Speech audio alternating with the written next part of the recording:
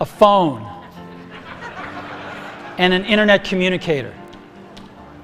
An iPod, a phone. Are you getting it? If you are watching this video on a smartphone, thanks Steve Jobs for that. You wouldn't be having this privilege without this man's crazy ideas and persistence. Steve Jobs is an inspiration for many people all around the world, including me. We all can learn a lot from him. So I thought of sharing 5 lessons we all can learn from Steve Jobs' life.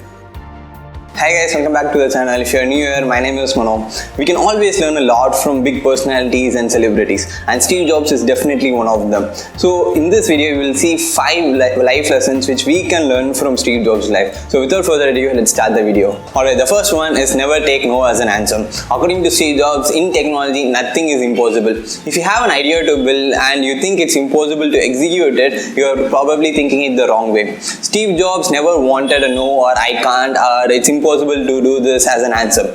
He is a visionary, and if he has a vision for the future, it's definitely achievable. And once Apple faced a problem for finding the right aluminum metal for their making cases for iPads, so Steve Jobs made it possible. He searched all over the world, found a factory which makes the aluminum, and bought it for the cases for iPads. And once there was a conception that people thought that it's impossible to have a GUI interface on personal computers, it will ruin the personal computers if we have a GUI interface. But Steve and his team made it possible with the Macintosh. So whenever an Apple employee thinks that it's impossible to achieve a task, or it's impossible to do this particular feature and have this particular feature in the product, they never directly tell it to Steve Jobs, because Steve Jobs is so convincing and he speaks so logically that eventually everyone in the team will work so hard and achieve the impossible.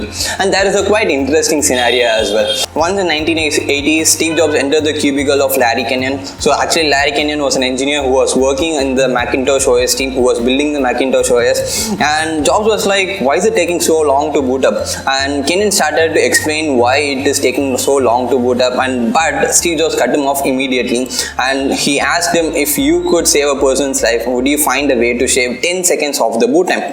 And Larry Kenyon was like, well, I can probably do that, it's possible. So Jobs went to a whiteboard and started explaining all the technicalities and how much time people will save by using this computer, and how much time will be saved while the operating system boots so faster.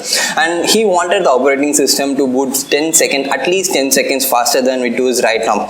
And Larry Kenyon was impressed. So after a few weeks, he came back to Steve Jobs with an operating system which booted 28 seconds faster. Steve was only expecting a 10-second faster boot up speed, but this guy made it efficient and made the operating system boost 28 seconds faster. So this is how Steve Jobs motivate people and get the big picture done in a simple way. So never think it's impossible to do something. If you have an idea, if you have a vision for something, you can actually work towards it and make it possible. You can achieve it. Cool. The next one is don't afraid to take risks. iPod was the most selling Apple product before iPhone was launched, and Steve Jobs knew that launching the new iPhone will bring down the sales of their most selling product, iPod, down. And he also knew that bringing an iPhone into the market can make the iPod obsolete as well. But he took a chance. He took the risk to bring the iPhone into the world, and today we all know that how much craze is there when a new iPhone is launched. So it's not just about taking risk, it's about taking calculated risk. So if Steve Jobs didn't calculate the risk, or if he didn't know the possible outcomes of launching a new iPhone, he couldn't have got the courage to take the risk. He couldn't have got into launching the new iPhones and making their own best-selling product obsolete. So be courageous and brave enough to take calculated risks.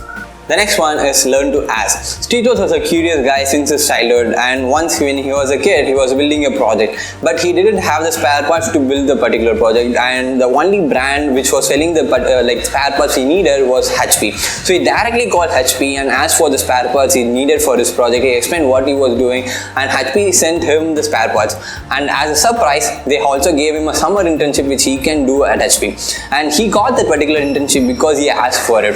So if you didn't ask, the answer is always no. So don't think of what others will think of you, just ask.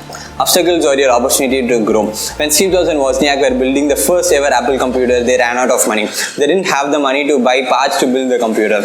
They could have given up at that time and they could have tried something else, but they decided to thrive. Steve Jobs sold his car and Wozniak sold his graphical calculator to raise money. And today, imagine that Apple is a multi-trillion-dollar company. Apple has grown a long way because these two guys thrived and these two guys decided to achieve what they want. And Steve Jobs once was ousted from Apple, the company he built himself. And Steve Jobs was successful by then. He had the money, he had the luxury to live his life successfully. He had he can live his life happily without doing anything for the rest of his life. But he didn't. He decided to start next. Then he found a way to get into Apple again and change the entire world. So pure persistence is what separates successful people from the non-successful ones. So the final one is do what you love and believe in yourself. Steve Jobs loved what he did. He loved to innovate new tech products. He loved to manage people. He's a master at it. This is what made him successful multiple times again and again. He had success when he started out Apple. He had success with Next and Pixar when he got ousted from Apple.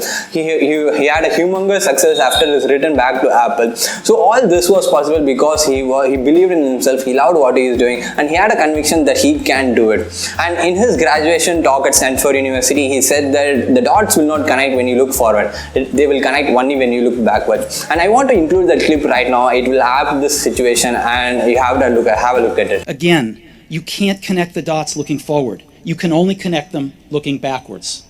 So you have to trust that the dots will somehow connect in your future. You have to trust in something, your gut, destiny, life, karma, whatever. Because believing that the dots will connect down the road will give you the confidence to follow your heart, even when it leads you off the well-worn path. And that will make all the difference. Alright guys, that's it for me today. Thanks so much for watching. If you enjoyed this video, show your support to the channel by sharing this video to as many people as you can. Like this video, subscribe to the channel, you know the drill. And I will see you guys next one. Bye bye.